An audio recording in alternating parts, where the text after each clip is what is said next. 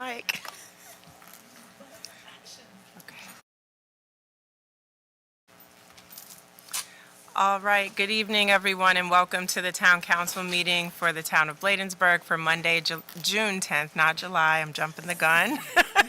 Thank you for joining us tonight, whether you're here with us in person or tuning in from home. At this time, we're now called to order, and we'll begin tonight's meeting with the opening prayer. Councilmember Dixon, would you mind doing the opening prayer, please?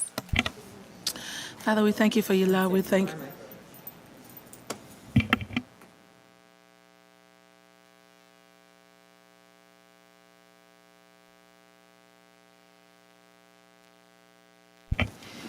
Father, we thank you for your love. We thank you for your grace. We thank you for your mercy, God. And as we come to this evening, God, to discuss and to make decision on the resident behalf, God, I pray, God, that you will guide us. And I pray, God, that you will continue to be with us. In Jesus' name, amen. Thank you, Councilmember Dixon. At this time, we'll stand for those who are able for the Pledge of Allegiance.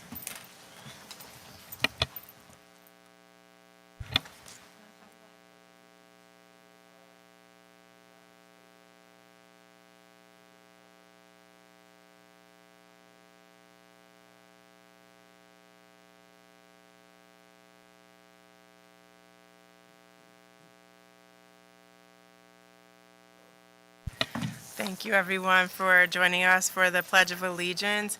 At this time, we'll proceed down the agenda to the approval of tonight's agenda. Is there a motion to approve? Moved by Councilmember Dixon. Is there a second? Second. Seconded by Councilmember McBride. Any corrections or edits to the agenda?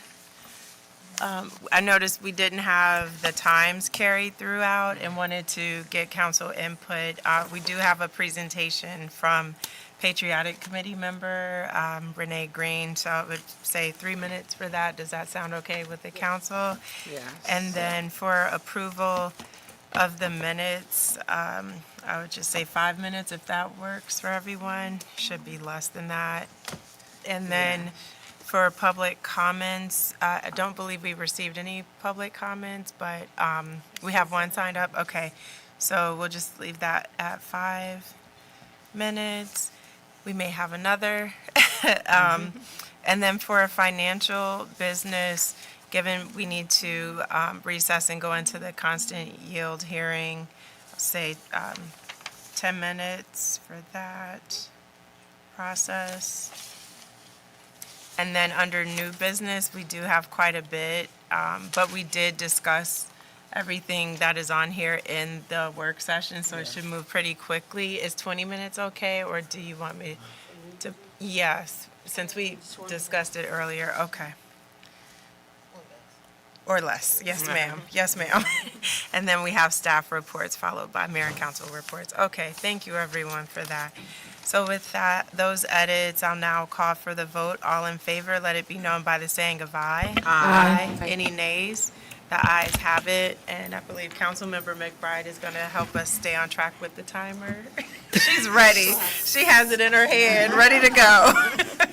So with that, we'll jump right in with the next item, which is a presentation from Ms. Renee Green for the Patriotic Committee, and I believe she's joining us online. She's not there? Oh, Okay. not there, okay. Yep. We will continue on. If she comes into the meeting, we can always circle back. Next, item number 6 is approval of council meeting minutes for Monday, May 13th. Is there a motion to approve? So moved. Moved by Councilmember Second. Brown, seconded by Councilmember Dixon. Any corrections or edits to the minutes for the May 13th meeting? Yes. Spelling error. In the financial business, the word yield is misspelled.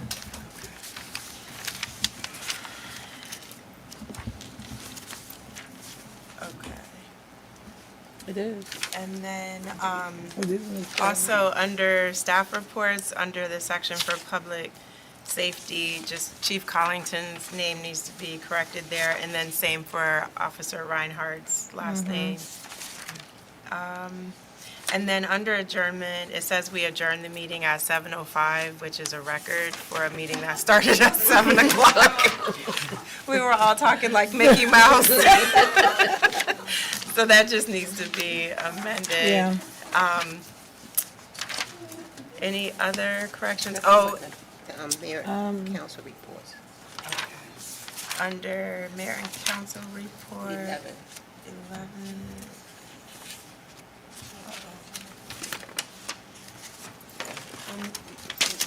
Oh, no, it's on the minutes, council member, on here. I'm sorry. I'm sorry, and you tore your paper out. I'm taking it out. And then on resolution 12-2024, the last paragraph, it says major, which I appreciate, but mayor is probably better. If you call me major, I might start acting like I'm a police officer. Earlier, she didn't hear you. I told her. Did you see it? She got her name back. On here? On the minutes? No, right here. Oh, on the 11. actual agenda? Okay. Oh, I'm sorry, my Okay, bad. that's all right, that's all right. Okay, so, yes, council member? Got it, okay. So with that, I'll now call for the vote. All in favor, let it be known by the saying of aye. Aye. Any nays? The ayes have it, thank you. And I marked this up, town administrator, if you need the edits. Next, in terms of minutes from council meetings, the town council held a closed session on May 15th, and the meeting was called into closed session pursuant to general provisions, Article 3-305, Section B3, Section B4, and Section B7. We adjourned the meeting a little after 7 and made some decisions regarding economic development to advance the town of Bladensburg. Similarly, on May 20th, at the end of the town budget work session, the town council also held a closed session at 7 p.m. And that was pursuant to general provisions, Article 3-305, Section B4. And we ended that closed session again after 7 p.m. and made a decision regarding a real estate matter. With that, let me just go back to the May 15th meeting. Is there a motion to approve those closed session minutes by the council? So moved. Moved by Councilmember Brown. Is there a second? Second. Seconded by Councilmember Dixon. Any corrections or edits to the minutes? Hearing none, I'll call for the vote. All in favor, let it be known by the saying of aye. Aye. Any nays? The ayes have it. And similarly, for a closed session meeting minutes for May 20th, is there a motion to approve? So moved. Moved by Councilmember Dixon. Is there a second? A second. Seconded by Councilmember Blunt. Were there any corrections or edits to the minutes? Hearing none, I'll call for the vote. All in favor, let it be known by the saying of aye. Aye. Any nays? The ayes have it. So all three sets of minutes have been approved. And that concludes item 6 on the agenda. And then I see what you mean, Councilmember Brown, on the agenda. So when we get down to the reports, I'll just note that. Yep. Okay. So next we'll move into item 7, which is public comments. And we have Ms. Susan McCutcheon who signed up. And while she's coming up, we're so happy to have Marlon with us from Councilmember Jolene Ivy's office. Proud Bladensburger. Over to you, Ms. McCutcheon. Hi, good evening, Mayor and Council, and very respected and appreciated staff of Bladensburg, who work all very, very hard, probably even more than the council members. I'm not sure, but possibly. I wanted to mention about the maglev project. There's nothing, the superconducting magnetic levitation project, there is nothing written that we have seen, but we are getting whispers that the Federal Railroad Administration, while still having the project on pause, is quietly meeting with agencies to go over their paperwork and their comments on the maglev train. The agencies potentially impacted. So the project is on pause. However, there seems to be action coming, so we don't know. We would not be surprised to see suddenly an environmental impact statement, whether supplemental or another draft environmental impact statement, pop up with a 30-day comment period. And of course, the Maryland Coalition for Responsible Transit will jump into action with a campaign to extend the comment period. It's usually 30 days, which is really insufficient for a lot of conceptual design, et cetera, to really review it. So just kind of keep your ears open for anything happening, because we think there's a lot of action happening, but we're just not being told about it. I'm on the steering committee, the community steering committee for the sector plan for the port towns. It was a lovely community event on Saturday, Comar Manor. I saw Councilmember Dixon. I got there later, so it was over at Comar Manor, and they really are reaching out to the community. I hope they really mean they're reaching out to the community. I don't know, sometimes one doubts, but they are having a lot of events, and I've encouraged people to come out. And if you can reach me, Town Hall, I say, please, and anybody you want to find out my email, if you have ideas, send me your ideas, and I'll forward them on. So please feel free to do that. And finally, I was glad to see the community grants are back, although we did get funding. We Lead by Example Inc. got funding from the federal funds last year. But I'm glad to see it's back. I only want to make one comment. The fillable form is funky at the beginning, like huge type, small type, the more type, and it's like really weird. It just, and I was going, did I do something wrong? And it could have been, but it is a little funky. But I appreciate that it's more streamlined, and it's very easy to fill out, and you should do it. Go for it. I mean, you need some nonprofit needs some assistance, and you're doing it for the community. Fill it out. Go for it. Thank you very much. That's about all I have this evening. Thank you. Oh, I didn't say I live on Spring Road. Sorry. Yeah. Thank you, Ms. McCutcheon. And again, Marlon, I don't know if you have any updates from Councilmember Ivy's office that you want to share. It's up to you. No pressure. Okay. Okay.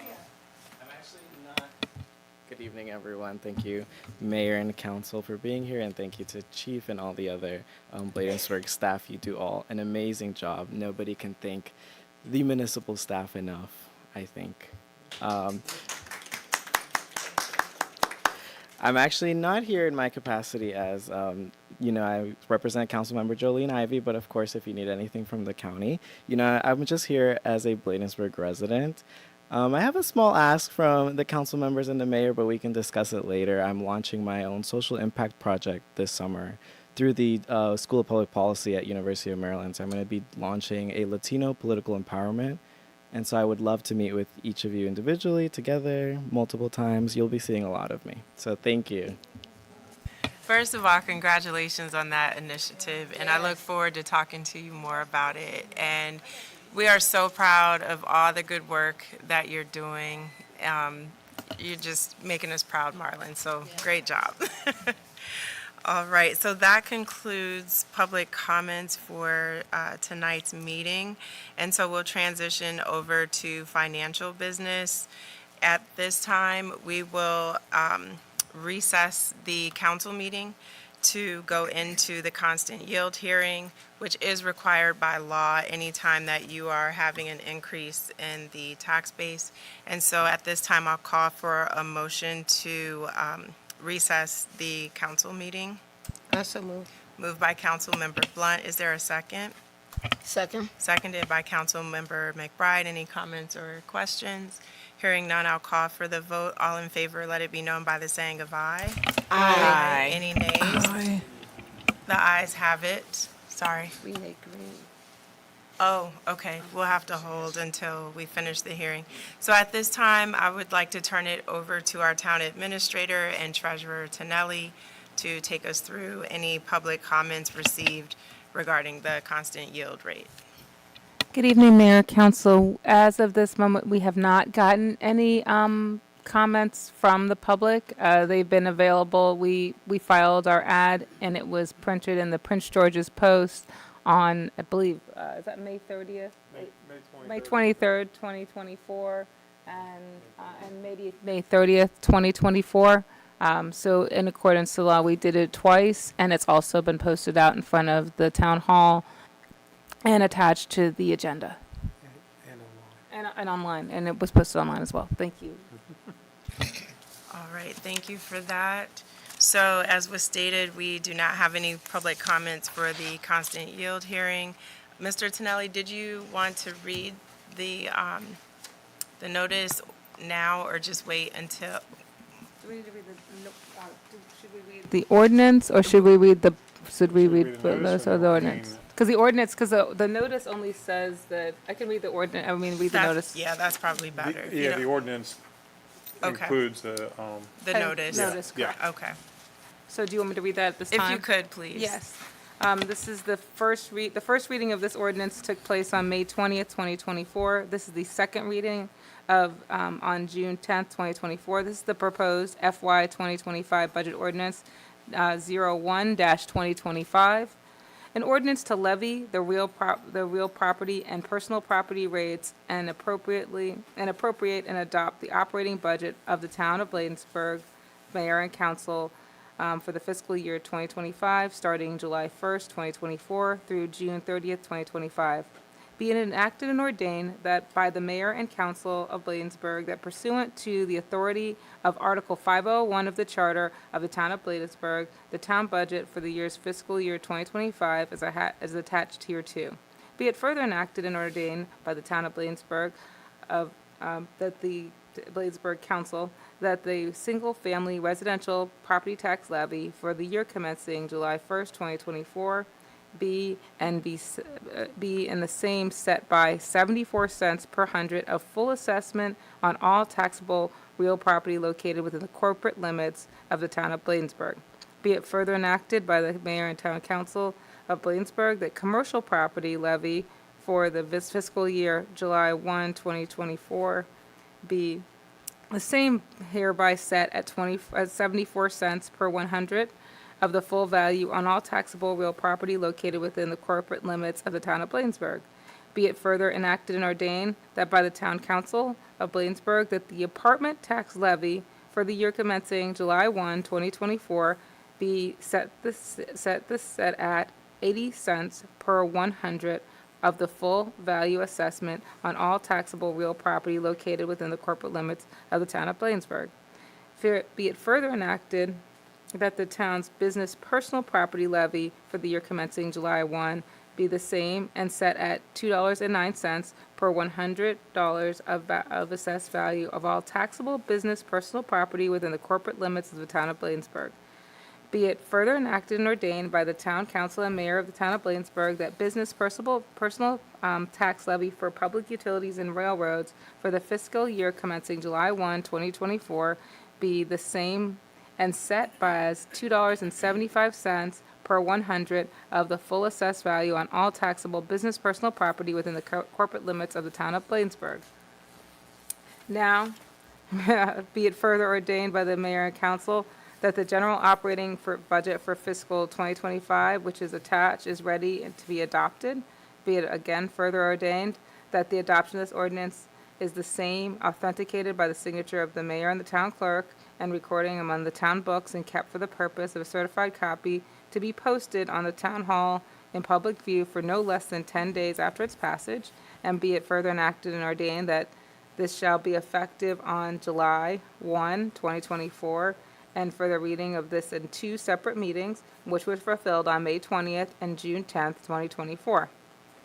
Introduced by the mayor and council of the town of Bladensburg at the special council meeting on May 20th, and thereafter this ordinance is prominently posted at town hall and available for public inspection by order of the mayor and town council. Attest, Michelle Bailey Hedgepeth, acting clerk, and Keisha James, mayor.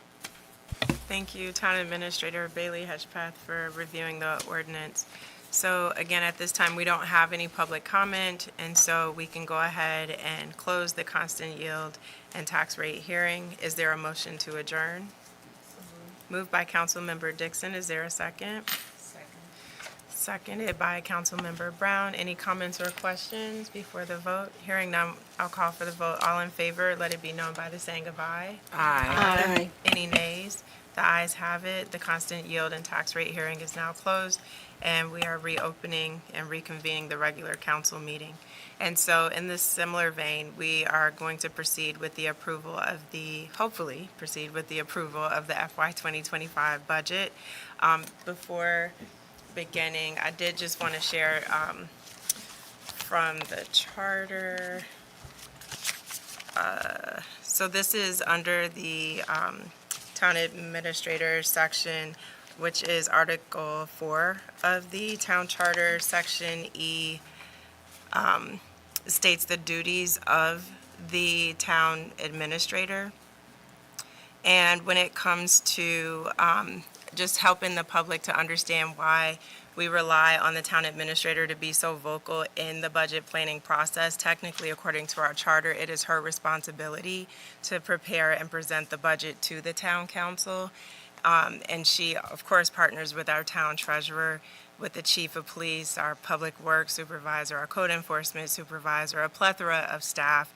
But really, according to the charter, it's her responsibility to champion that, the work that goes into preparing the budget. So I lost my little sticky note, but reading from Section E, Powers and Duties, the town administrator is the chief administrative officer of the town and shall serve at the pleasure of the council. The town administrator shall see that all laws and ordinances are faithfully executed and perform other duties as required by the council that are not inconsistent with these laws. The town administrator may head more than one department with the approval of the council and shall be responsible to the council for a proper administration of all affairs of the town. To this end, the town administrator shall, Section 2 or Subpoint 2, prepare the annual budget and submit it to the council with a message describing its important features, administer the budget after adoption, prepare and submit to the council at the end of the fiscal year an annual report. So again, for residents who've been tuning in, we just wanted you to be aware this is part of Michelle's job, to make sure that she is leading the charge with the presentation of the budget, but primarily the burden is on her to ensure that it is implemented after the council does our job of voting and deliberating very diligently on the budget. And so with that, Town Administrator Bailey Hedgepeth, I'll turn it over to you for the proposed budget presentation.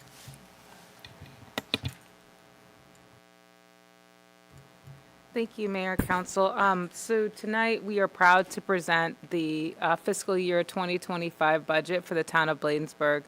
I've developed a budget message that kind of overviews where we are. I'm not going to read that to you because at the standpoint that we are finalizing all this information, but hopefully as we move through the next few years, this process will be much more streamlined. What I did want to kind of take a moment to do is one, thank staff, which is what I do in my message, for the work that we've done so far and all of the things that we've accomplished this year. We've accomplished a lot as far as expanding our police services, adding the SAT team. We've added our public works beautification team this year.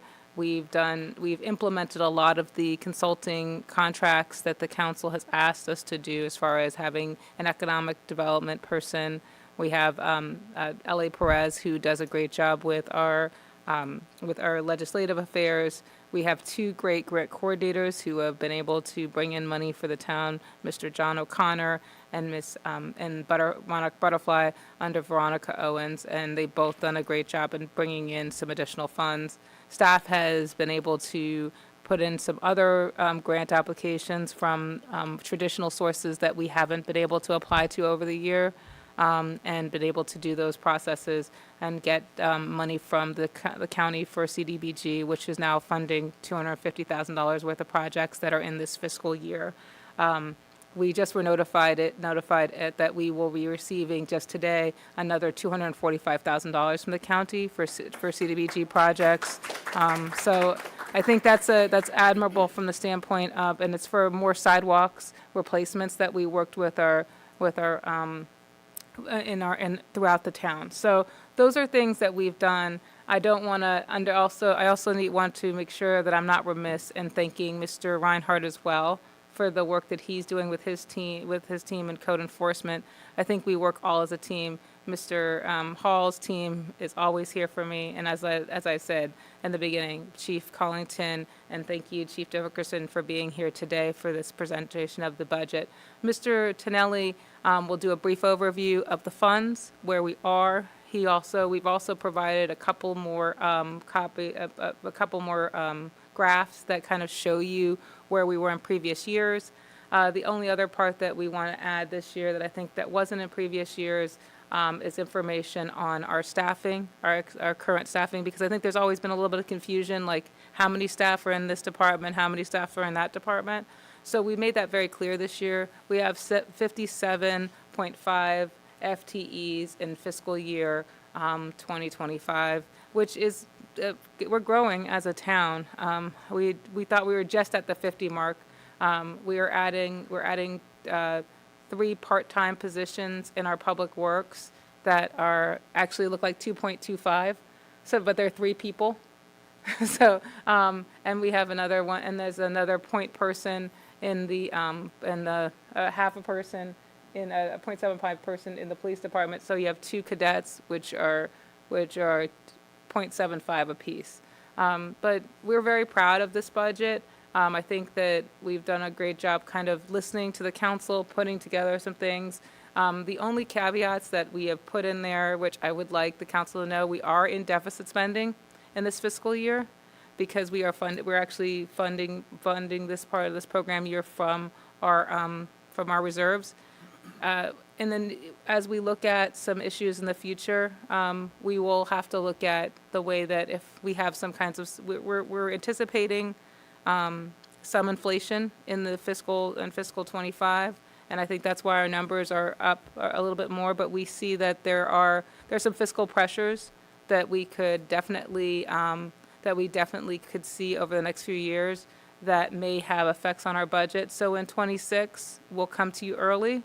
Probably we'll start in December so that we can start to look at where we are in 25 as 26, so that if you have issues and we see that there may be possibilities that revenues may not get better. We did make some changes with the council adopting changes of the taxing, but we will look at those, and we're going to start earlier. The other part of that we added to the budget this year are the dates that we've met, and we've kind of outlined that very succinctly for you.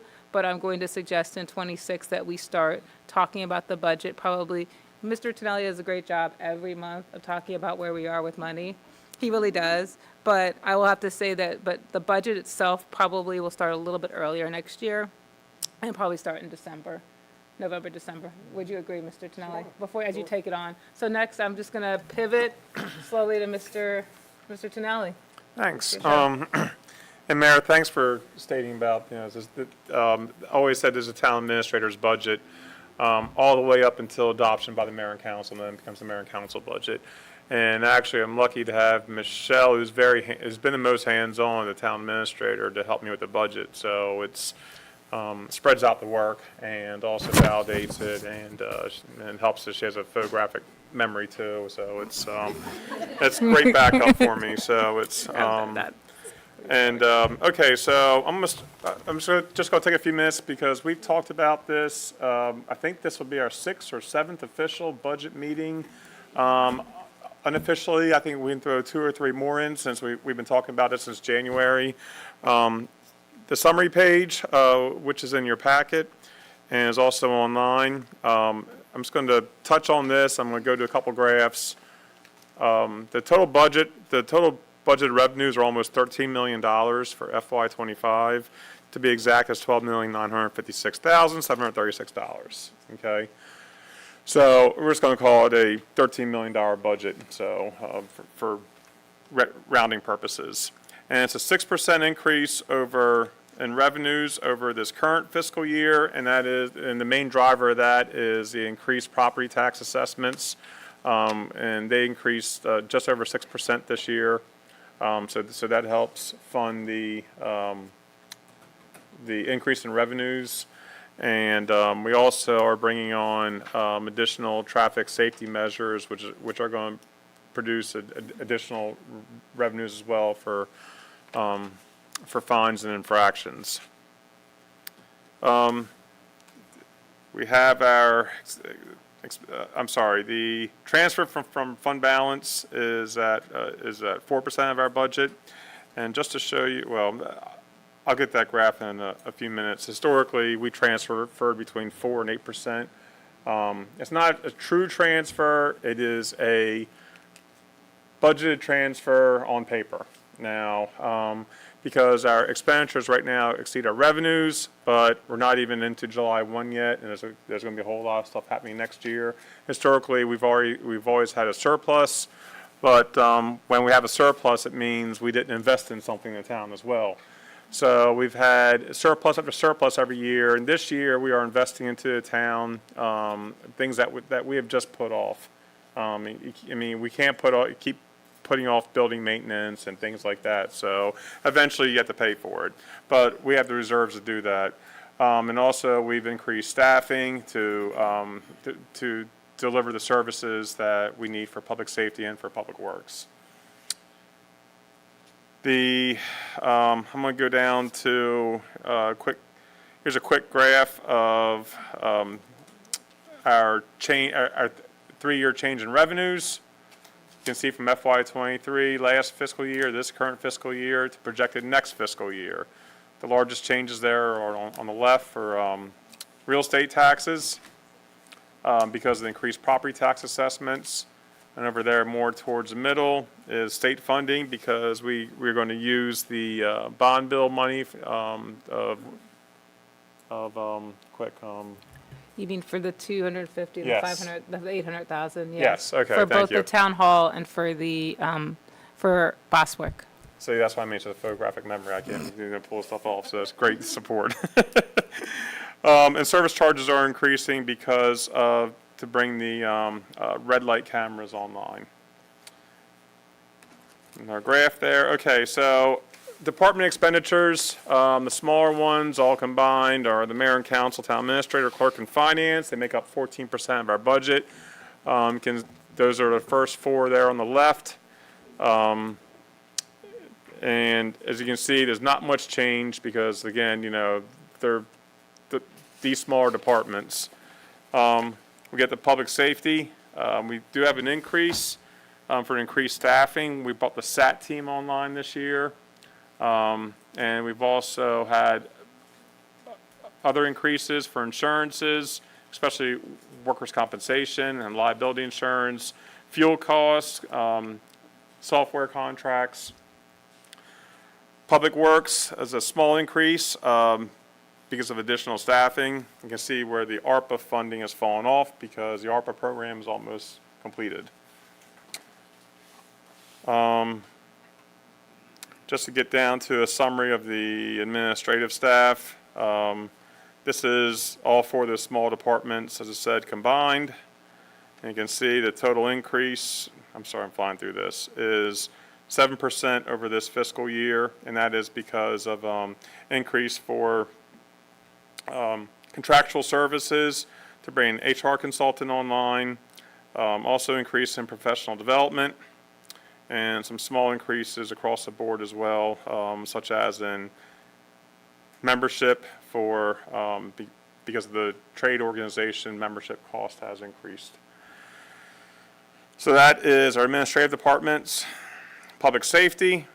What's interesting here is as much as we've grown, it's a 2% increase over this current fiscal year. Now, we did increase a lot this current fiscal year over FY23.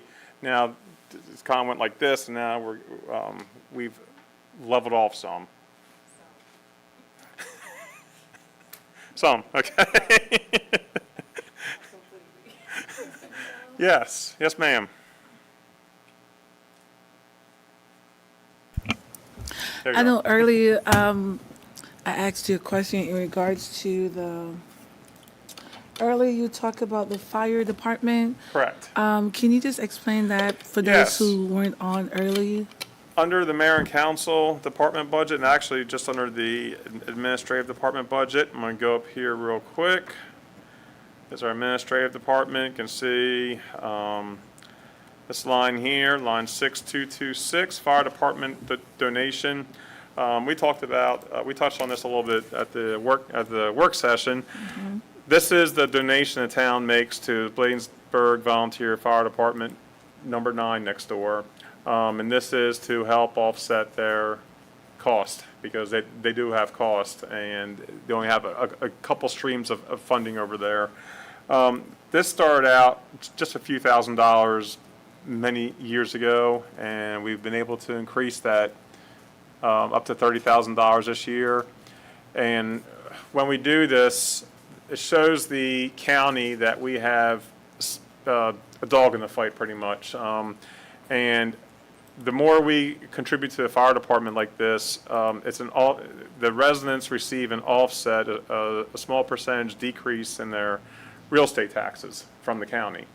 So instead of residents having to pay the full boat of the real estate taxes to the county, Bladensburg residents receive a discount called tax differential for public safety services provided, which includes fire department monetary donations. We were also fortunate enough last fiscal year, or 2 fiscal years ago, to purchase a $400,000 state-of-the-art ambulance for the town, which they desperately need, and it's the first time the town has been able to do that. So we're fortunate to use the ARPA funds for that. And again, the town does see this and increase services from the fire department, but also has an offset to the taxes they pay as well. Thank you, Mr. Vito. No problem. I like talking about that, and, anytime we give something back to the residents. Public Works, we increased the staffing. We brought on 3 part-time workers. That's in the budget right now. There's a decrease in the sanitation contract because we are in a contract now rather than paying month to month. And as you can see, compared to last fiscal year, this fiscal year, it's actually a decrease of 1% in spending because of the decreased contract costs, and also we're not purchasing any new equipment this year. Next fiscal year. And ARPA, there's going to be funds left over, and we have it tagged here for community development and redevelopment activities, and also for town initiatives as well, including food assistance.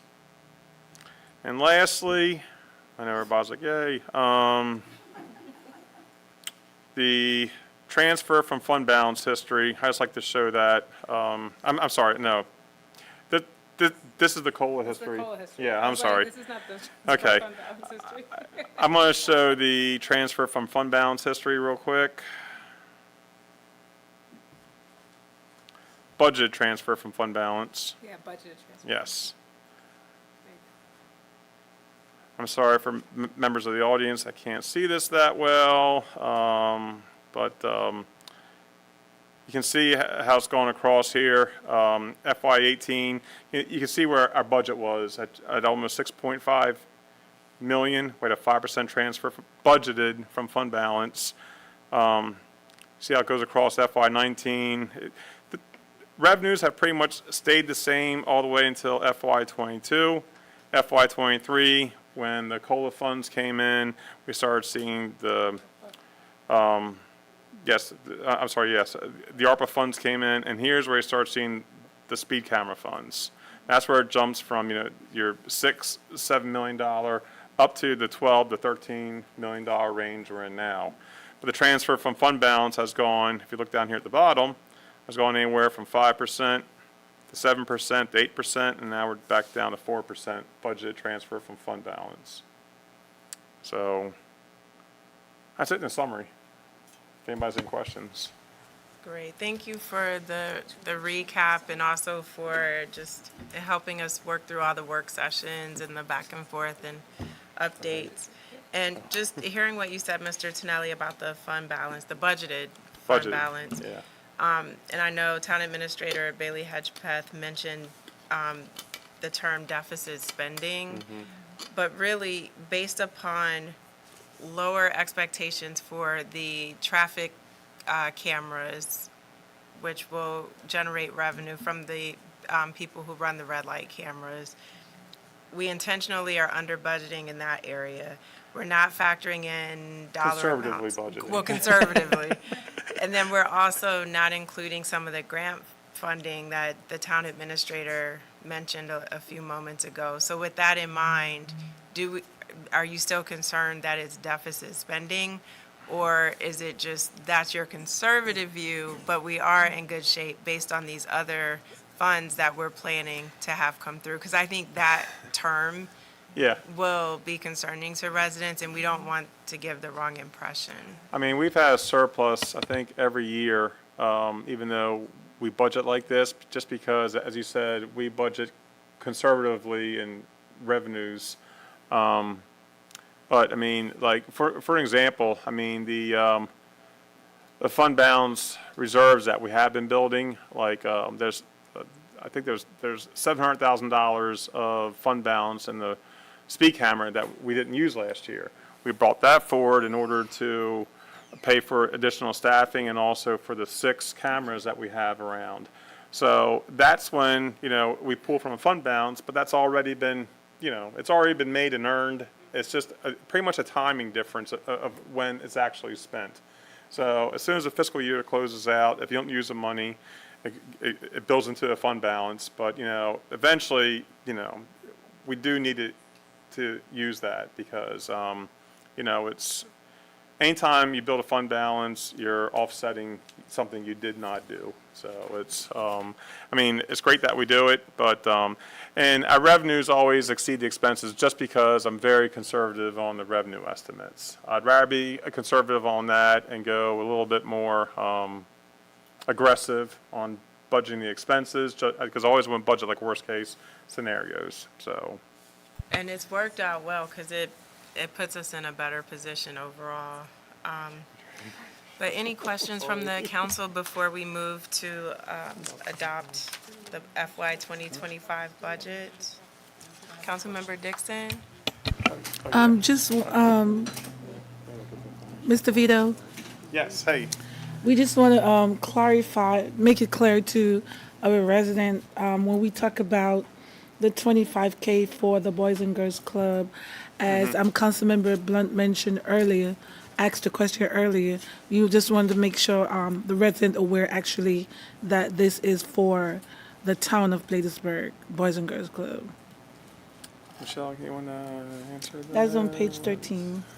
Yeah, that is, we are referring to the project that was brought by the council for us to work with the Prince George's County Boys and Girls Club in Bladensburg. So yes, that contract is being contemplated with that $25,000. Councilwoman, is that what you're asking? Just want the town to know that it's actually for the town of Bladensburg. Yeah, it's for it's for the town of Bladensburg. Yeah. Thank you. All right, thank you for that. Any other comments or questions? All right, so, yes, Councilmember? I would just like to, thank Mr. Vito and our town administrator, Mrs. Bailey Hedgepeth, for all the hard work that you all been doing in preparation, especially over the past several months. With your tireless efforts, because it does take a lot to do it, and with the presentations and how you all present and break things down, so that residents can really understand and be clear in terms of what's happening. So I just want to say thank you all for your hard work. Thank you, Councilmember Brown, for that. So with that, is there a motion to adopt the proposed FY 2025 budget ordinance number 001-2025?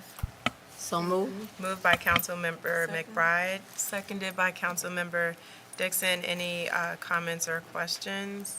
I did just want to note, we read through the entire ordinance in the constant yield hearing. TA, do you have to read it again now, or are we covered? Unless you just want to one more time. I think that you can motion that is as read in the constant yield hearing, since we've read the entire, I think you can motion that. Okay. Make Are it you part of your okay motion. with that amendment to the motion? Okay. So with that, I'll now call for the vote. All in favor, let it be known by the saying of aye. Aye. Aye. Any nays? The ayes have it. Thank you so much. We have adopted the FY 2025 budget, and to Councilmember Brown's point, yes. We appreciate all the hard work that was put into it, and also the delivery of the content. We can tell you put a lot of time into making the information easier for not just us, but the community to be able to digest. So thank you. Thank you, Councilmember Blunt, for noting one of the financial items that we needed to have on the agenda for tonight was discretionary funds from the council. Since we're under financial business, and before we go to Ms. Green for patriotic updates, is everyone okay with us going to our discretionary funds? Because we need to expend those before the end of the fiscal year. It's $500 that the council gets to help local organizations that are servicing Bladensburg residents, and so, or the Bladensburg community. So just want to open that up so we can get a list of what the requests are, and then do one vote, if that's okay with everyone. We'll do one motion listing out all of the directives and then vote on it. Does that work? Okay. So with that, I'll start to my right. Councilmember McBride, I'll come to you first with how you would like to disperse your discretionary funds. Make sure I write it down right. Good evening. I'm going to use my discretionary funds to help the Now Foundation. Mr. Drew. All right, thank you for that, council member. And the full amount, the full 500? The full 500. Okay, thank you. All right, council member Blunt? Okay, the full 500 to Barbara Givens for her program that she does with the seniors. Is it okay if I call it GATS, if I use the acronym for the vote? Thank Okay. you. I always use that in the That's names. all I'm right. sorry. And I can write it out, yeah, sorry. after the meeting and give it to you. But for the motion, I'll just refer to the acronym GATS. And similarly with Now Foundation, do the acronym NOW. Okay. Councilmember Brown? Thank you, Mayor. I have a question. I want to donate mine to two students in the town of Bladensburg who may want to attend the public playhouse theater program. I think their program is a 2-week program. Their program is like $250 for every 2 weeks. So I wanted to support two students in the town of Bladensburg who may want to go to the theater summer camp at the public playhouse. So what would be the organization that the 500 would go Yeah. to? Because what I'm thinking is we would just Yeah, 'cause contact the nonprofit, cover the registration for two students, which would total your Yeah. discretionary funds. yes. And what's the name of the organization? Yeah, that's just it. I haven't identified the organization, Okay. but that's where I want my So funds Mayor, to go. perhaps it might be helpful to do it to MMPCCC Public Playhouse for now. And then what we could do is if there is another organization, we could find out that organization that runs that summer camp, because you're saying at the public At playhouse. the public, Right. the public Okay. playhouse, Okay. yes, runs a summer camp, So yes. is that all right, council That's member, if we fine. just do it? Okay. Yes, mhm. Okay. Yeah, I just want that, at least two students have the benefit of attending the summer camp at the public playhouse. Okay. Thank you. No problem. Thank you for that, council member. And council member Dixon? Thank you, Mayor. I would like to donate my $500 to students as well for after-school program that would like to do some activities like sports or to put it towards a scholarship. I'm not sure what organization, but Was there a specific program in town you were thinking of? Because, for example, at the community center, they do have several Right. programs running through the day. And so if it were to cover, I don't have the information. So I'm wondering if Can I put there's a, Can I put it towards the Bladensburg stuff? No. For 2 extra students since we're going over 30.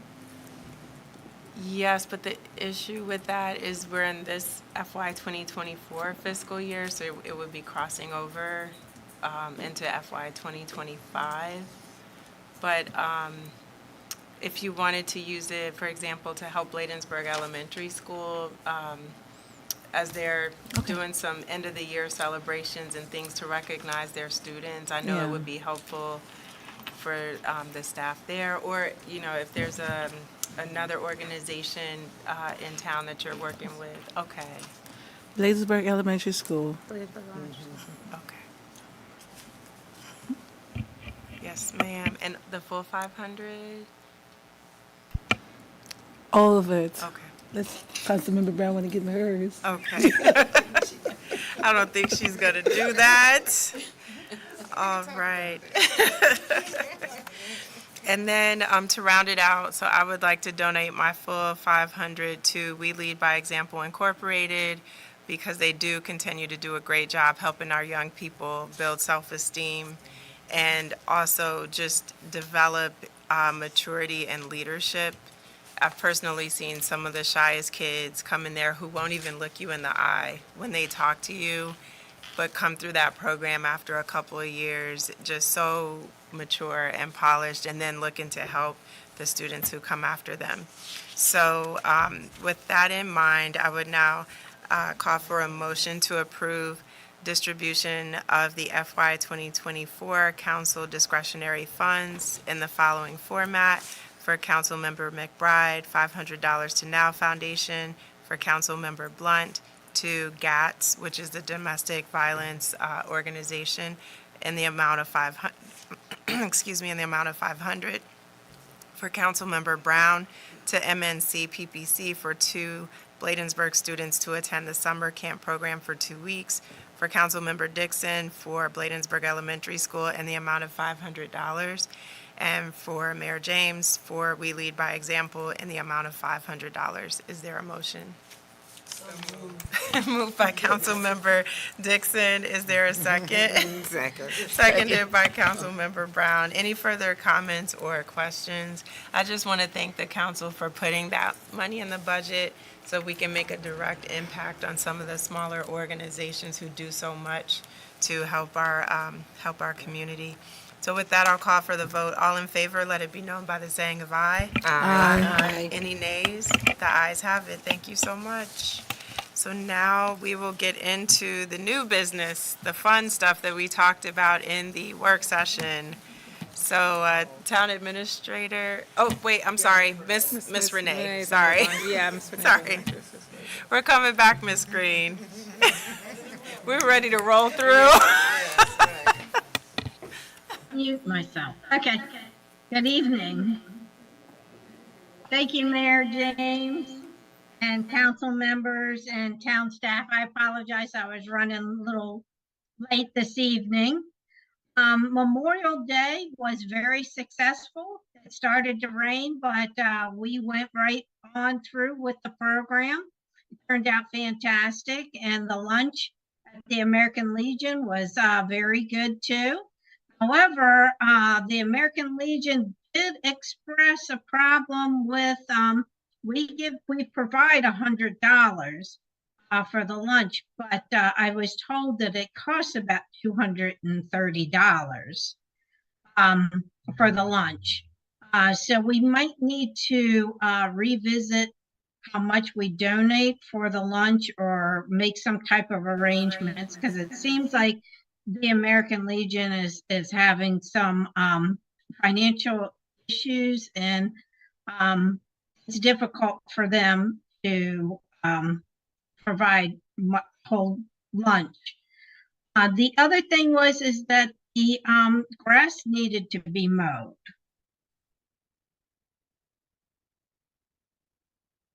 at the Peace Cross. And the flag needs to be replaced because it's fraying. And there was one more item. Yes. Oh, there's a grate that needs to be replaced or looked at the Peace Cross. It's like a big hole. And if anyone was to be walking around in that area, there could be a problem. So there's a couple issues going on in that area at the Peace Cross. The other thing I wanted to let everyone, or remind everyone about the fireworks celebration for Independence Day will be on Friday, July 5th. And that will be from 6 to 9:30. And then we also had the Battle of Bladensburg 210th anniversary ceremony that will be on Saturday, August the 24th at 11 o'clock. Thank you so much for those updates, Ms. Green. And if you wouldn't mind just emailing the town administrator those items that you noted about the request for repairs.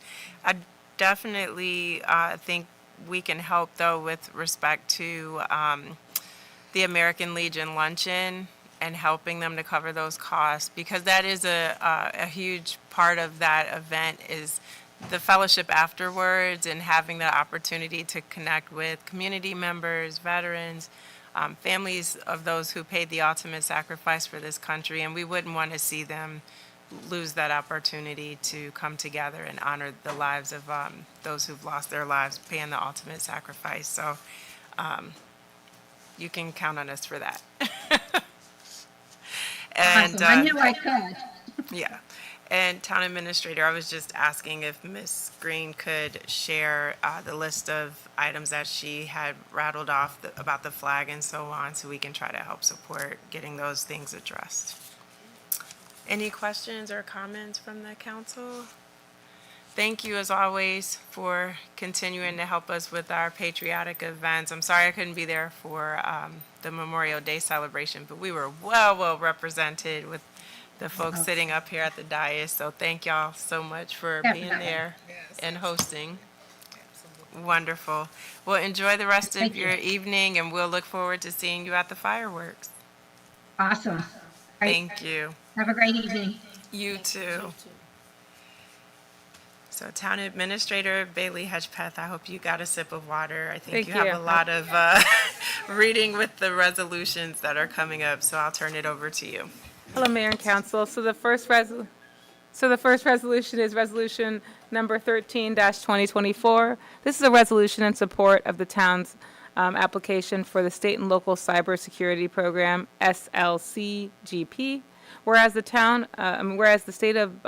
State and Local Cyber Grant Program, SLCGP, aims to assist local governments in rural areas and territories in addressing cybersecurity risks, threats, and to information systems. And whereas this program enables the Department of Homeland Security, DHS, to make targeted cybersecurity investments in state, local, and territorial government agencies, therefore by enhancing the security of critical infrastructure, improving the resilience of government services to their communities. And whereas the town of Bladensburg is seeking funding through SLCGP to replace end-of-life infrastructure and enhance the security of the town's networks and systems, the town recognizes the importance of robust cybersecurity measures in protecting the town and its residents for potential attacks on critical infrastructure. And also whereas the town supports the application of these funds and pledges support for the town administrator in the completion of this vital project.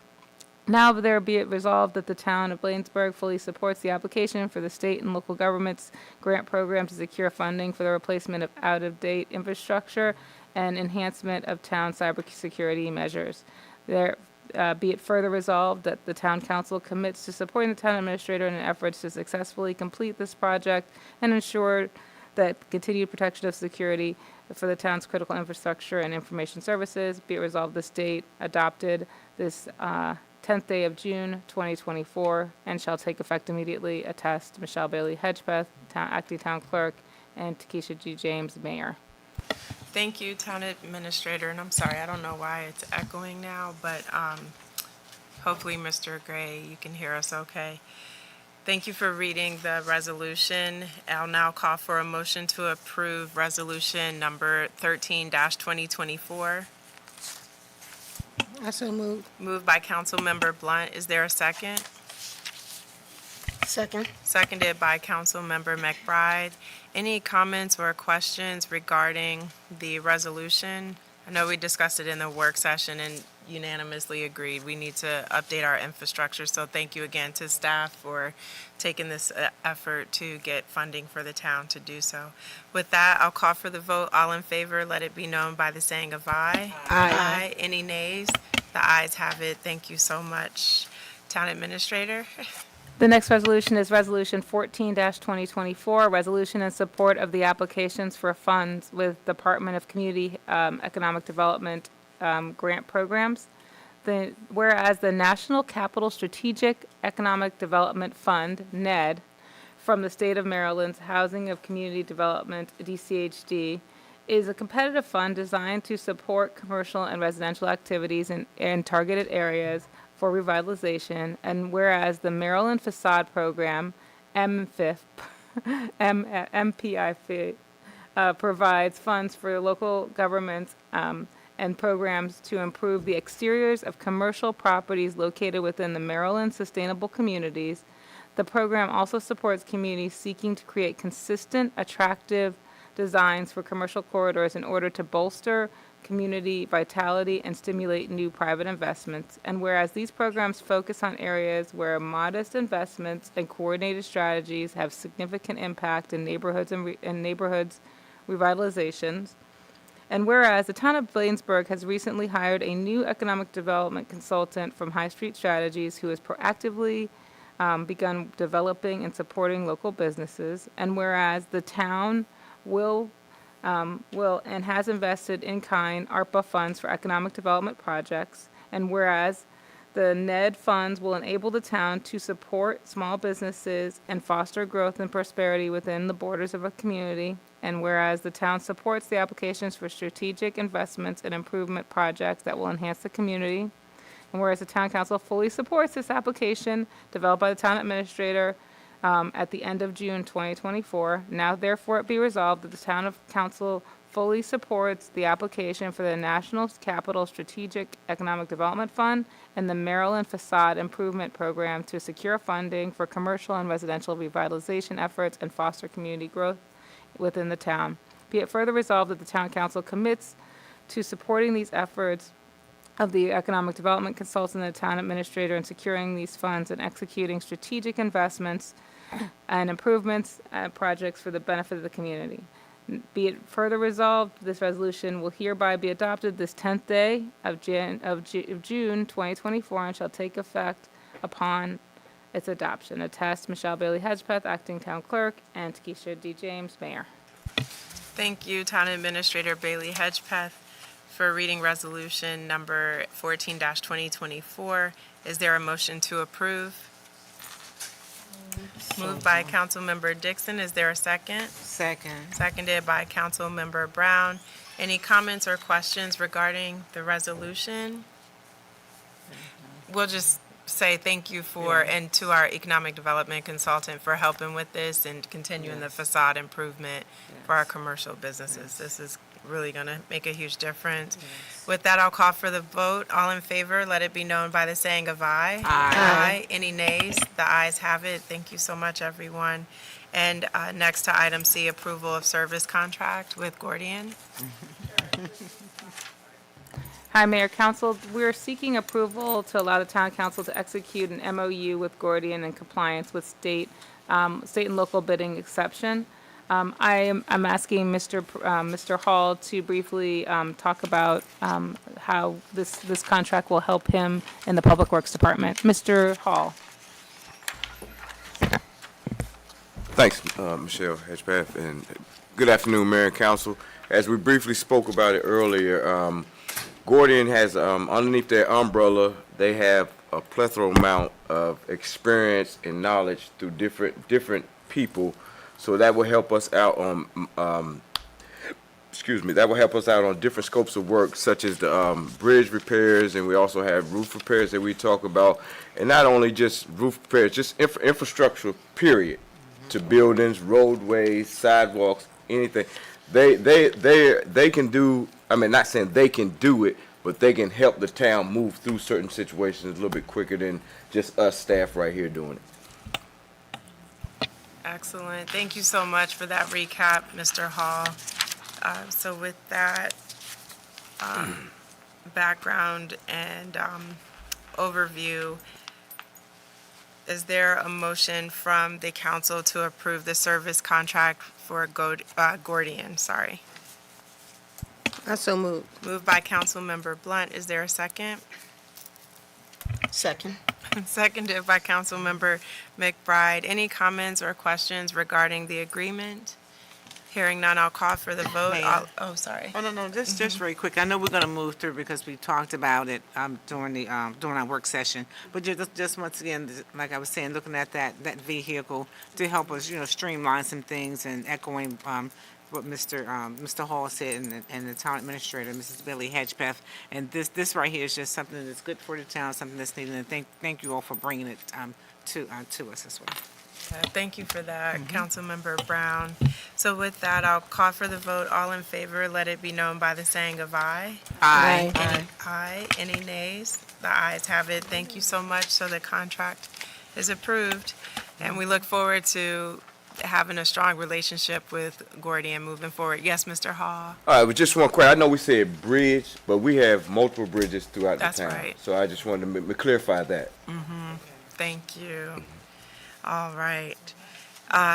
Next, we'll move on to the town council meeting schedule. Town administrator, did you want to give a brief recap from the work session? Sure, Mayor. The change of date, what we're looking is for council approval to move the June 8th meeting to July 15th. This would allow the would allow the staff, due to the Independence Day holiday, to prepare the agenda and will allow us to be better prepared for that meeting. And then the other portion is the town recess, the August recess, if the council would like to do that again. So both could be made in one motion. All right. So with that, I'll call for a motion to change the July council meeting date to July 15th, was it? Move the Move the meeting to, move the work session and council meeting to July 15th, and also to call for an August recess. Is there a motion to approve? I so moved. Moved by Councilmember Blunt. Is there a second? Seconded by Councilmember Brown. Any comments or questions before the vote? I thought you were going to say you don't want to have recess. I don't want to recess in August. I'll call for the vote now. All in favor, let it be known by the saying of aye. Aye. Any nays? The ayes have it. So again, for residents, do not look for us Monday, July 8th. Give us another week to recover from fireworks and all the holiday schedules, and we'll be here ready to get back to business July 15th. So next, we will move on to the 57th Avenue lighting project, and I'll turn it over to Town Administrator Hedgepeth. Good evening, Mayor and Council. We're looking for the approval of a contract with Lighting Maintenance, Inc. in the amount not to exceed $92,827.47. Staff recommends the passage of this contract because it'll to implement a project which is from a grant that we received in 2020 from the Department of Community Housing and Development for streetlights. We were not able to, we did a full scope of 40 lights. When those bids were returned, they were over $800,000, and we could not afford the full scope. So we went back out and modified the scope to 10 light poles, and we received 2 responsive and responsible bidders. We have found that Lighting Maintenance, Inc., for the amount of $192,827.47, will be able to deliver the job on time and in the manner. $42,000 for this project. $42,847 will come out of our highway maintenance fees, highway user tax. Information. So. Excellent, thank you. And so with that, is there a motion at guidance of staff to approve the contract for Lighting Maintenance, Inc. for the 57th Avenue project not to exceed $192,827.47? Is there a motion? So move. Moved by Councilmember McBride. Is there a second? Second. Seconded by Councilmember Brown. Any comments or questions for staff before the vote? I know we talked about it in the work session and got our questions out there, but appreciate the due diligence in getting the requests for the bids for this project. She has a question. Councilmember Dixon? Thank you, Mayor James. In our session at 5:30, I did ask you a question that I want to reiterate to our viewers. Can you confirm that the total funding for this project, including the 42 grant, is secured and will be covered all anticipated expenses, and what contingency plans are in place if the budget costs exceeded the amount? So so we will expend the full $150,000 from DCHD. We anticipate for this grant. We do have funding in our highway user fund for road repairs, which is why we're suggesting the $47,000 additional amount go from there. If there are any contingencies, we would have to come back to the council, but we would be able to afford those contingencies out of the highway user fund because we have not used it for the roadway. So we do have money left in that to pay for this. So I hope it doesn't. This is the all-in price, and there is a small contingency built in. Thank you, Michelle. Mm-hmm. Thank you for the question, Councilmember. If there are no other questions, I'll now call for the vote. All in favor, let it be known by the saying of aye. Aye. Aye. Any nays? The ayes have it. The contract for Lighting Maintenance Incorporated is approved. Next, we'll transition over to the contract for sidewalk work using CDBG funds from PY 48, not to exceed $70,096. Is there, Ms. Bailey Hedgepeth, before calling for the motion, do you want to give an overview? Sure, Mayor. Thank you. So the staff recommends the passage of this contract to allow the town administrator to implement the payment. The town recommends this bidder, which is Alcoa Concrete, as the lowest responsive and responsible bidder. We did receive 3 quotes. The vast difference in the price for the contracting is probably because one is a much larger, but we did have 2 very close quotes, one from Alcoa for $70,000 and the second closest at $75,244 from E&R. We bid this out as one package for both the asphalt and the concrete, but as part of the packages, we can split out portions of the work, which is what we're doing here in order to get the best price. Mr. Hall, did you want to add anything to that? No, ma'am. I think, unless anybody has any questions, I'll maybe answer questions. Okay. Yep, understood. So with that, is there a motion to approve the contract for Alcoa Concrete for the amount not to exceed $70,096 for the purpose of the roadway concrete project for 57th Avenue, sidewalks, ramps, 5099 Emerson House, and then also traffic control? I so move. Moved by Councilmember Blunt. Is there a second? Second. Seconded by Councilmember McBride. Any questions for staff before we take the vote on this? Again, thank you for doing your due diligence here. It's just interesting to see the gap from the highest down to the one you're recommending. But with that, we'll call for the vote. All in favor, let it be known by the saying of aye. Aye. Any nays? The ayes have it. Thank you so much. So that's for Alcoa Concrete. And next, we will proceed with the staff recommendation that, I guess, Town Administrator, you want to give us the breakdown of this one as well? I know they're bundled, but just since we're voting on them separately. No problem, Mayor. Thank you for, so the next one is a contract. I'm trying to make sure that I don't, I forget how big this package is with Fort Myers. I'm scrolling, so,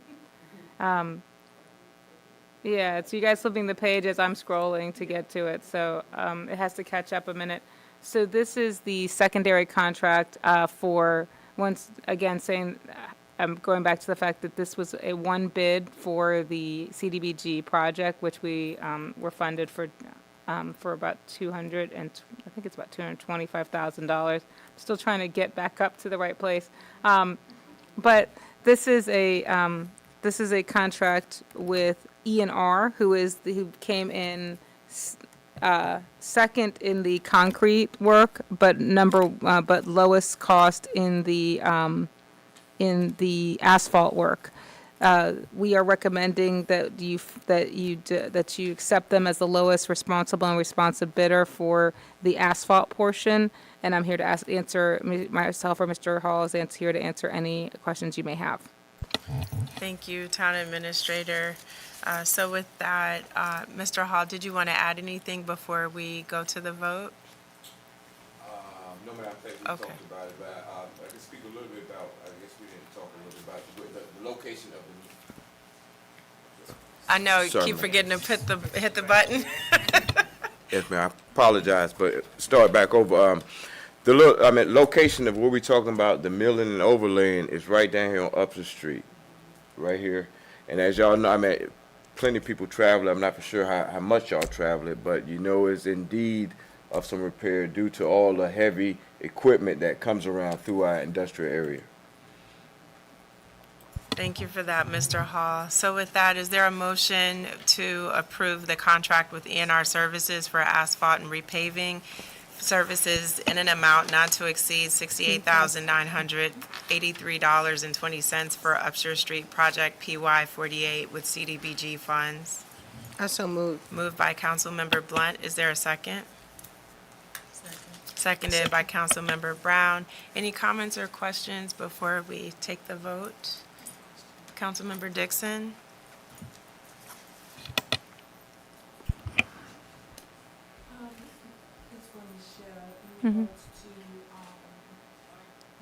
Microphone.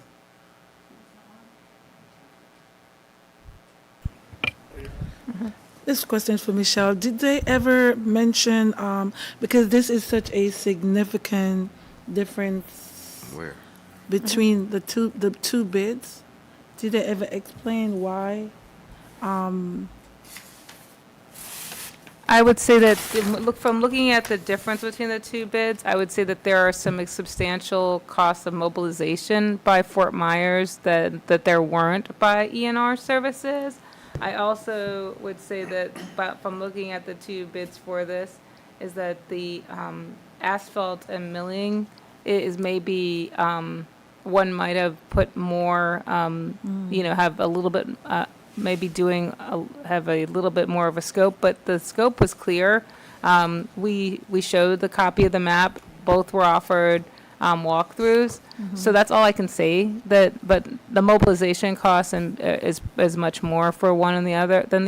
And that would be based on size and how they're going to look at the project. Maybe one thought the scope would be a little bit more for mobilization, but that really doesn't differentiate about why the asphalt costs so much more. I can't tell you that, ma'am. Okay, so within the scope of work for the asphalt mailing and the overlay, does it include any additional tasks beyond mailing and overlay?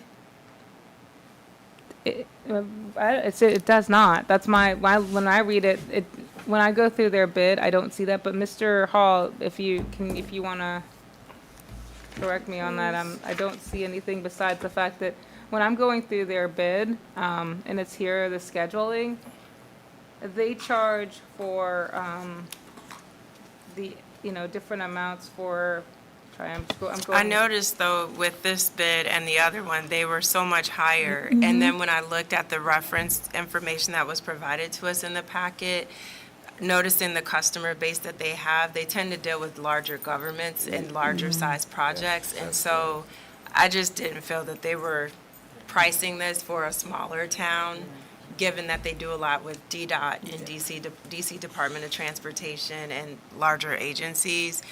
Maryland State Highway Administration, I noticed, was also referenced in the packet. And when you look at the size of those projects, that's the sense that I got, is they're used to doing much larger projects, and their pricing model is very different than some of these smaller companies.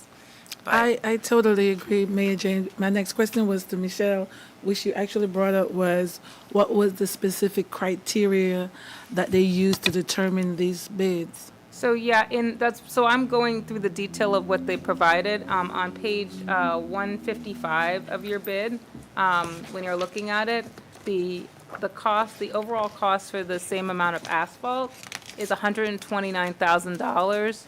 They're for the asphalt alone for the project that they're estimating, and that was the same amount of asphalt that the other company. They also are estimating money for the use of $21,000 for the use of six people for the dump truck at $21,000.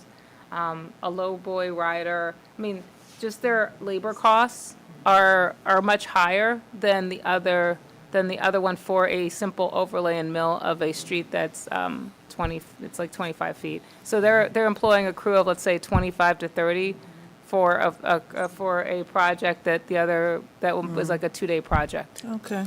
So that's what it looks like that they've mobilized, and that's why I was saying their mobilization costs are much higher, because they are doing it, and maybe it's from the standpoint that they want to do it during the day their time frame is a little different maybe than their time of day might be how they're scheduling their timing. We did not specify that. We didn't specify that it had to be at night or during the day. So they came up with these costs. But as the mayor says, they are working with larger agencies where those might be parameters. So they bid in this way. Do you know if they bid according to day or night? They did that. It's It's not included. Okay. It's not included in the bid, so I don't know how, that's what I'm saying. It's like, we didn't say Okay. bid it during the nighttime that you had to do extra hours. All of our projects happen during the day. Thank you. And what is the time frame? Explain. The time frame of when will the happen? project, mhm. Oh, this will happen this summer, probably by August. Thank you, And Michelle. the map also is there too, to kind of show you that it's not a large, expansive area. But Thank you. you're all right. welcome. Any other questions? All right, hearing none. So I think that we had the motion on the table. We had discussion and questions. So I'll now call for the vote. All in favor, let it be known by the saying of aye. Aye. Any nays? The ayes have it. Thank you so much. The next item was just informational. It was also discussed in the work session regarding the America in Bloom program. Did you want to say anything else about that, Town Administrator?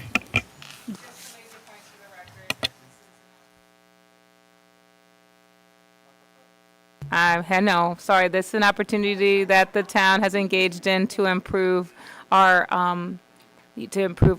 our exterior and our quality of life. And I think that that's what we really, and attached is a copy of the profile, which was sent out to the council, but I wanted the community to be able to see this and to know, that these are things that are going on in your community and you need to be proud of them. Excellent. Thank you for that update. And then similarly, did you want to go ahead and just highlight the community grant process one more time? We have opened up the community grant process, even though the form's a bit wonky. We will get that fixed. So,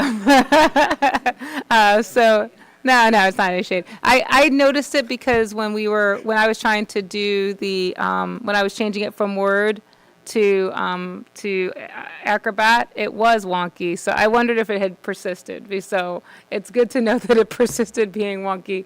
So we will fix those boxes, but I think it's the nature of the way that we set up the boxes, which I think is something that Ray and I could address pretty easily. So thank you. I appreciate that, Susan. But the process is open until, I believe, the July 3rd, because we let people send us stuff all the way up into the holidays so that we can be able to bring it to council on the 15th. And I think it's just going to be a really good opportunity. The max is $2,000, and you have to serve Bladensburg residents or serve Port Town residents or serve Bladensburg and Port Town residents, and the preference is giving for serving Bladensburg residents specifically, but it's also inclusive of Bladensburg and the Port Towns as well. And that's about it. That's all I just wanted to kind of give that commercial. Great. Councilmember Blunt?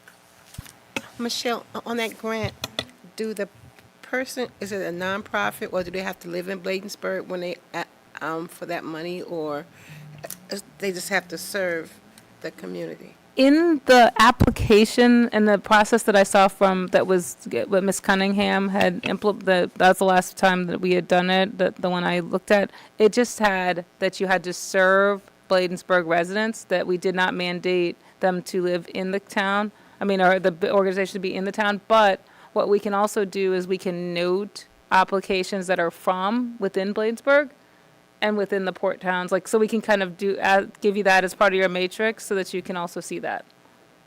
Because of course we want to prioritize Bladensburg residents. So yeah, thank you for that question, council member.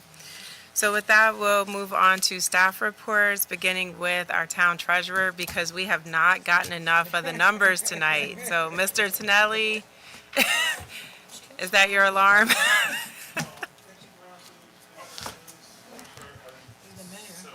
Uh-oh.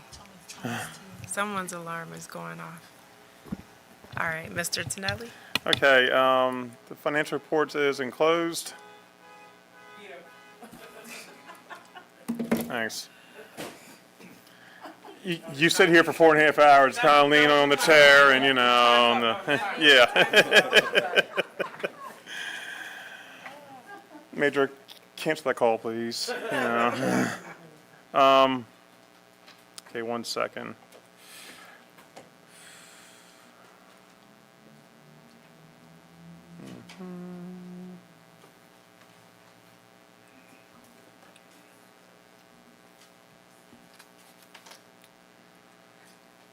Is it up?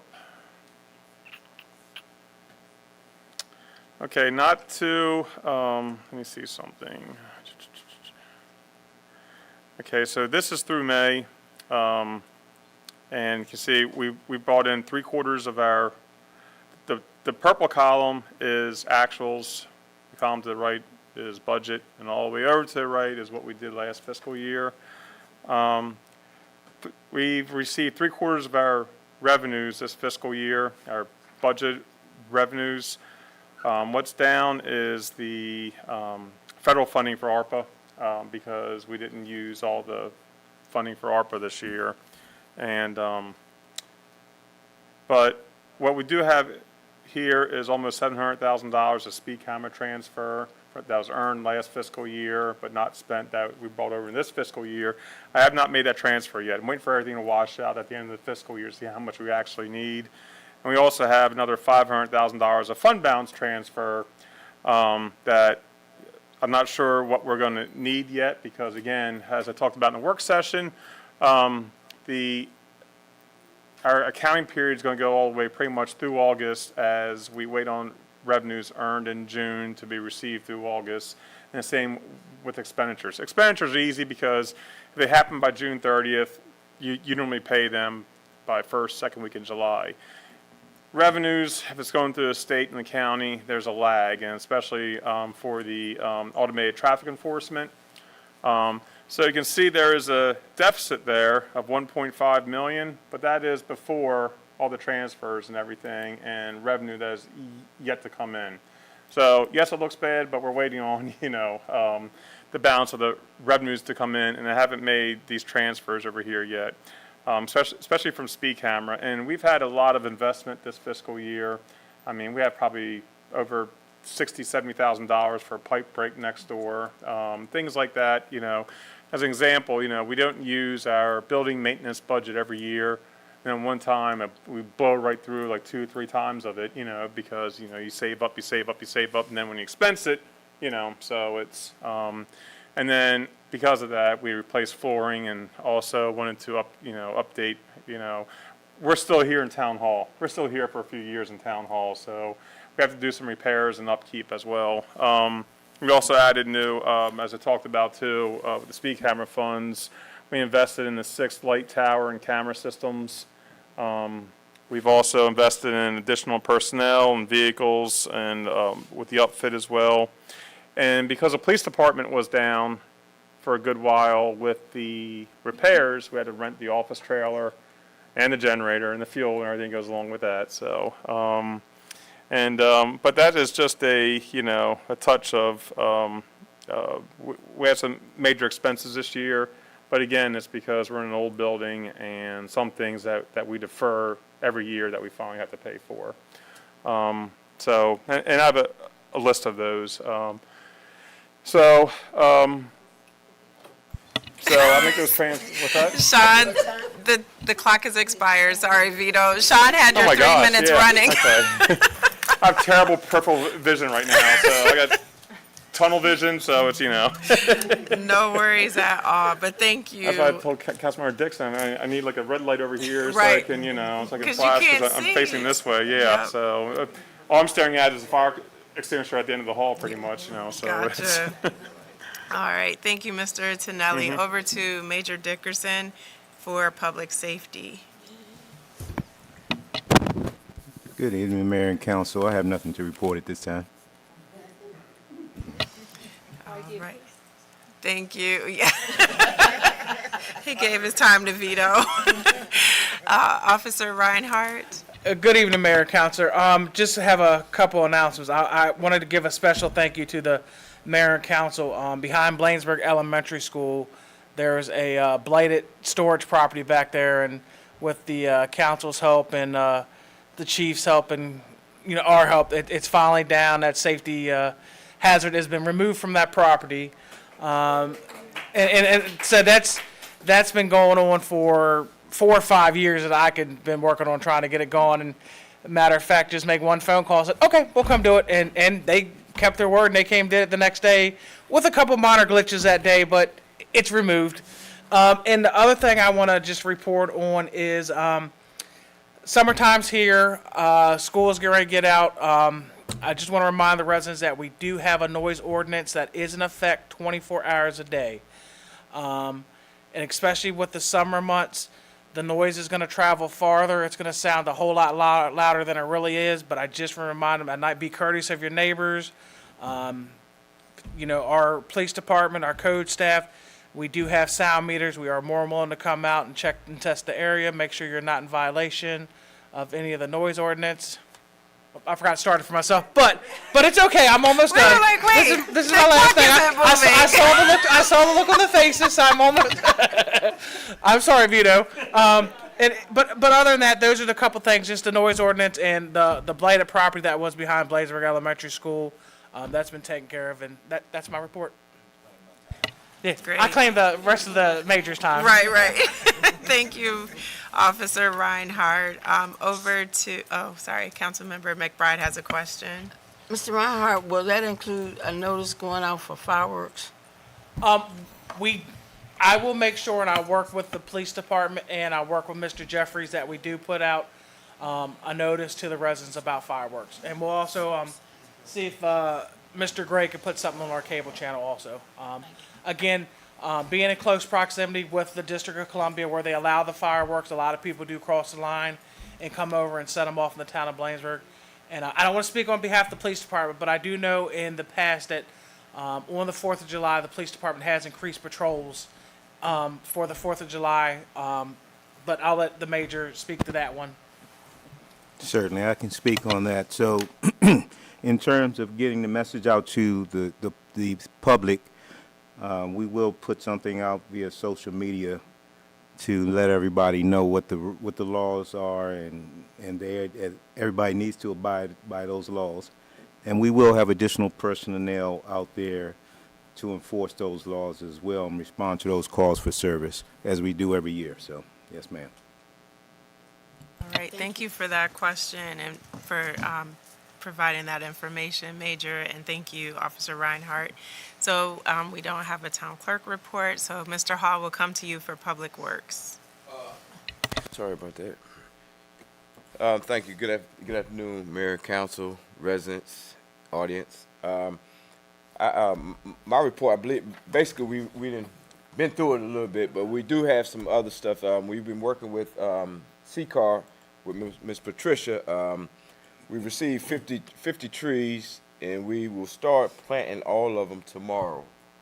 Okay, and also we got some, thanks to Ray and Michelle, we have got 6 new trash cans, so we putting them in a designated area where we had the old trash cans at like the Port Town little square trash cans, so we're replacing those.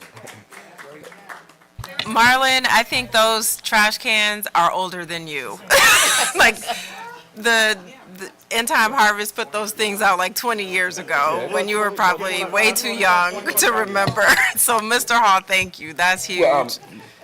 Yeah, thank Ray you, and Mr. Town Michelle, Administrator. we thank that,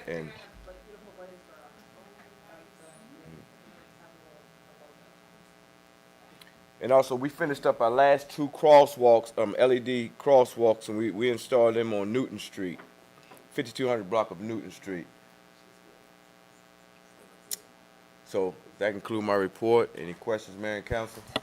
Thank you for getting those up. They look so good in the community, and it's nice to see people crossing safely with those blinking stop Well, signs. we're participating in getting a few more for the stop signs, you know. 'Cause Okay. just to go through the town a little bit, you know, you need at least about another 10 more. At least. At least. We'll take as many as you'll get us. All right, thank you, Mr. Hall. And last but certainly not least, Town Administrator. Mayor, Council, I submitted a report, but I just want to take a minute to just thank a couple people for the work that was done this week with the American Bloom. I don't even know, this is not an order of importance, so I'm just going to make sure that I get everyone or in any kind of order. It's more the fact I just want to thank everyone. Ray Jeffries has been amazing over the last few months and getting a lot of things done around here, and I don't think I give him enough credit for getting as much done as he does. I just kind of go in his office and say, hey, Ray, can you do this? And I'll just he'll get it done. So thank you, Ray, for all the work that you've been doing.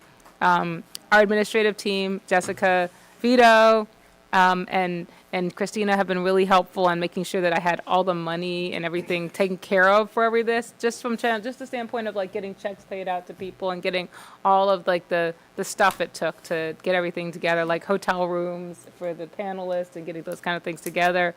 It was a lot. Purnell and his team have been amazing at putting together a lot of stuff that I know has been like over in some ways that his head, from the standpoint that I've asked him to do more than I probably have asked anybody to do that's outside of their comfort zone, especially in regards to a lot of the plantings and trying to get a lot of stuff done. And then also they did a wonderful job across the street, if no one has noticed it, of painting the front of the police annex. They've just started, it's not complete yet, but getting like curb appeal, things like that kind of done is so important. So I'm talking into the mic so that because it tells me I fall out of it. Chief Collington, I want to make sure that I thank him for and Chief Sumner for the public safety session they had with them, with the American Bloom group. That was great. And not last but not least, because he did a ton of getting everybody around and giving them the best tour ever, Mr. Sean Reinhardt, the tour guide extraordinaire of Town of Bladensburg. He can answer any question you want back about whatever house or wherever. I mean, he rode with us for the last 2 days and did an amazing job, and I'm learning it. I'm learning 2 different tours. I'm learning Sean's tour, and I'm learning Don Linebaug's tour at the Boswick House, and I want to thank Don Linebaugh and Amen Trust for coming, and the council for showing up on the boat ride. And again, also to thank Anacostia Watershed for that great opportunity. And thank you, council, for coming out to the different events. And then at last but not least, I wanted to thank the police department at the very end for the graduation ceremony. I sent a personal note to Tanksley. I'm tough on Tanksley, I'll say that. And I'll say that I was really impressed by the level of love that, one, he has for what he does, and two, what the people have for him. And it's just really obvious when you kind of see it. It was sort of like a love fest between all of them, and I had never really seen something like that in my life in a police department thing, and I thought it was very, very good. And I always want our people to do more and to be organized, and I just really feel like he really hit that out of the park. And the chief, and I know that everybody's been mentoring him in the department and all the department being there, but I did wanted to take a moment to say how moving that was for me to watch, just sitting in the back, that level of knowing every single person, about every person there, and his level of commitment. And that's when you see that kind of work, you have to say something. So that's it for me. Thank you. Thank you. Give everybody a round of applause. That was a long list, but well-deserved. Yes, thank you for acknowledging everyone who contributed. And so at this time, we'll transition to the mayor and council reports, beginning with Councilmember McBride.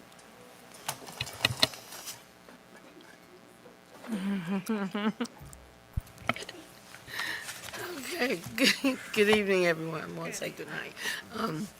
Well, first of all, I attended the police awards gala at the winery. It was very beautiful. I truly enjoyed myself. I attended the Bladensburg Citizens. I was a participant in the Bladensburg Citizens Academy, and I said I have a new level for my appreciation for the police department and going through the various things, the various trips that we had to go on to. So it truly enlightened me. I'll tell any citizen in Bladensburg, you should truly take this class. Police are not what you really think, and they do have a heart. Let's see. Did take the boat ride, the boat tour with the American in Bloom.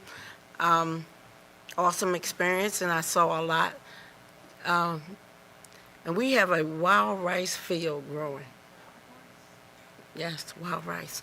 I attended the Memorial Day service. It was truly awesome.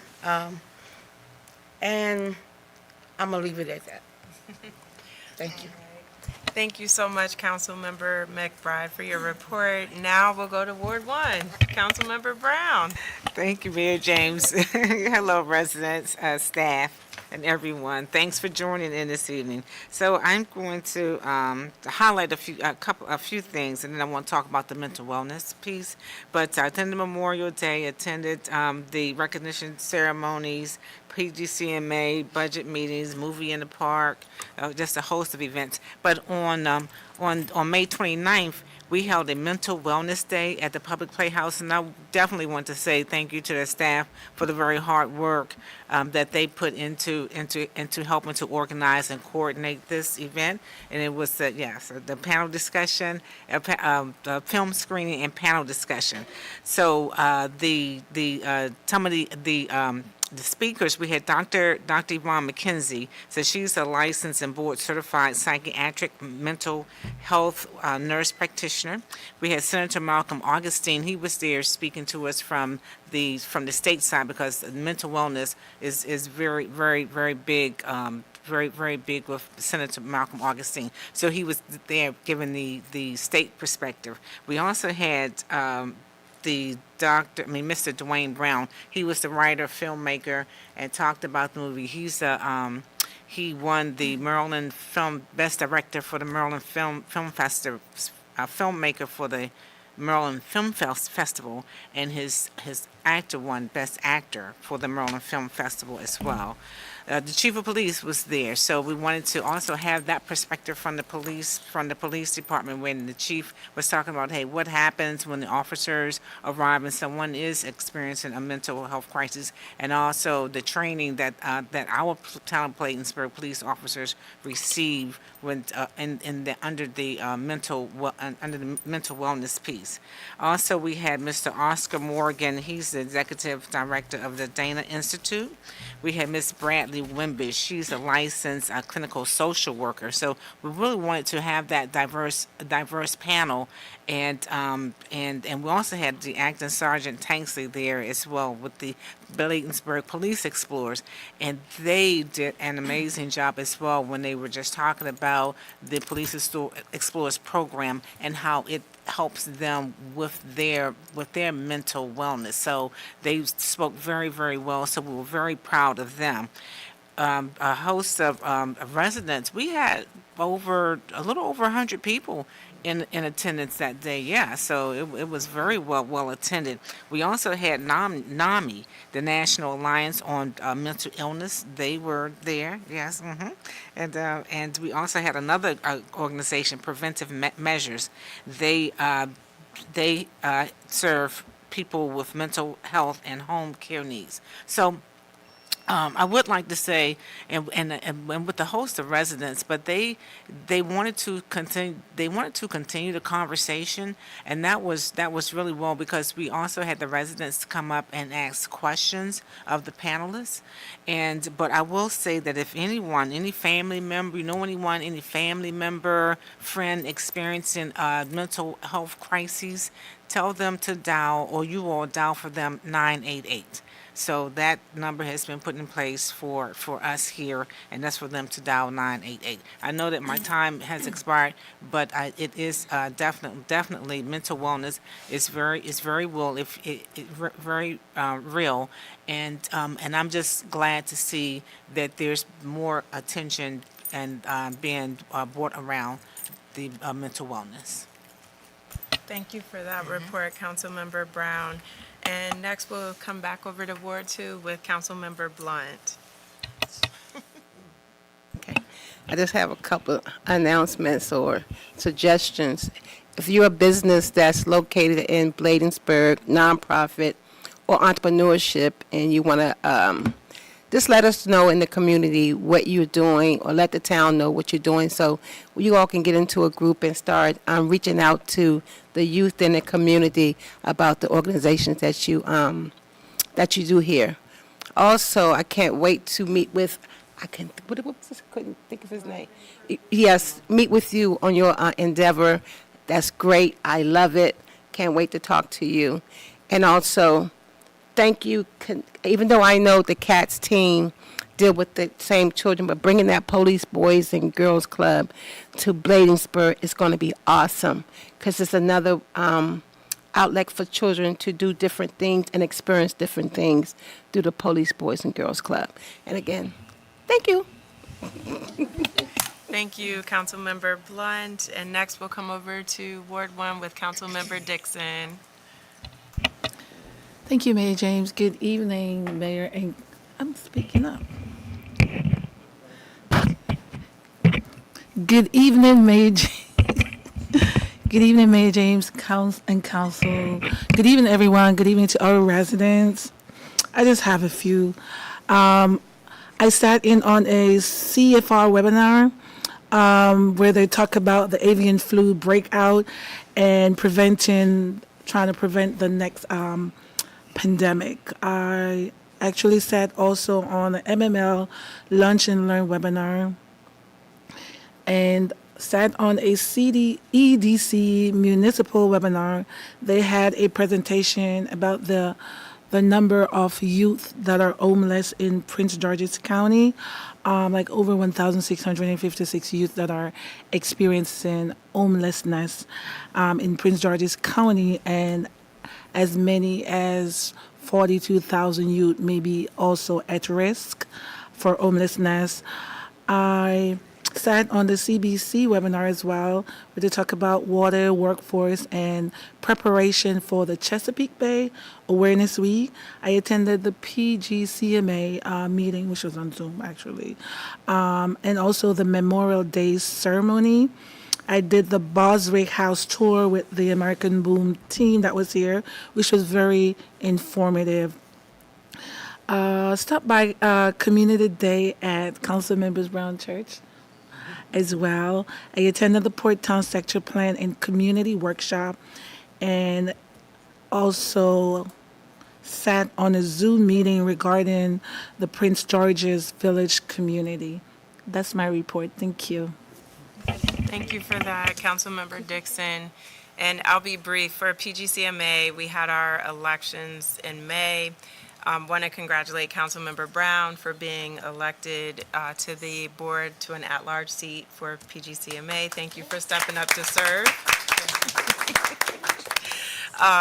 May was an abbreviated month for me. As most know, my father-in-law passed May 8th, so we were out of pocket for a bit with that, work travel and the like. So I did have the opportunity to still attend a couple of planning meetings with Councilmember Dixon on the Bladensburg Boys and Girls Club, and we're committed to getting that off the ground, having some athletics to get it off the ground, but also some more activities that get into creativity, social, emotional development, and learning. So we're balancing out our young people and planning to launch in the fall rather than rushing it for summer. So looking forward to that. Attended the mental health event that Councilmember Brown spoke about, as well as Movie in the Park. And just continuing with all the other activities, Brothers Green Team. We'll be getting the neighborhood watch group activated now that the weather is nice and I'm not traveling so much. So look forward to hopefully getting a walk together this weekend to kick things off. So look out for that. But that completes my report for the month of May.